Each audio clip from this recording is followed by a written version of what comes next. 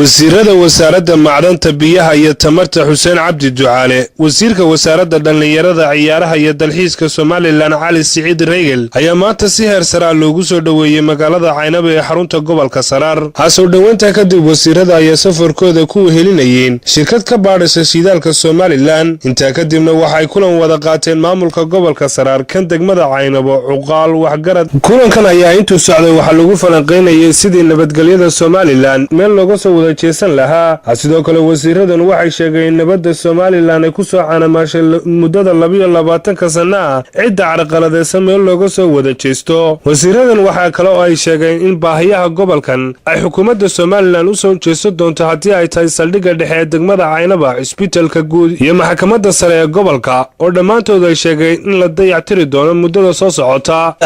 ciidan xoogan baa Soomaaliland leedahay oo jilbaan dhulka u dhigi doonta hadii ciidan nabadgelyada xumayso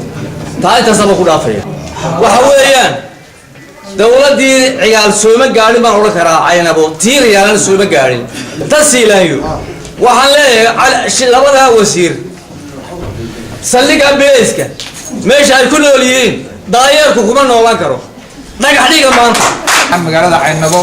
inta uu odagu sheegay runtii wax jiro weeyaan saldhiggu inuu burbursan yahay oo aanu jirin maxkamaddu inay burbursan tahay oo aanay jirin kulli wasiiradu waa og yihiin dhakhtarka Caynabo inaanu shaqeynay iyana waa la og yahay run ahaantii qodob yahay saldhiggii iyo maxkamadiiba waa burbursan tahay dhakhtarkii saldhiggii maxkamadda Caynabo horta deena weyn isla ogeyno marba inuu frontier niraan dhowr qol ku deedan oo badan bay naga soo martay ruboodkiisa maalin walba waa la geeyaa processku ku jira waa la wadaa wasiiradii iyo channelka ku shaqo lahaana waan u geynaynaa in shaqada yar ay noo socotay inaan iska didin shaqada yar ay noo bilaabantay kooda joogta inaan iska didin oo aynu maalin maanta yani waxa la wixii qacanayno siin karo shirkadda iyo kalkaaliyaasheeda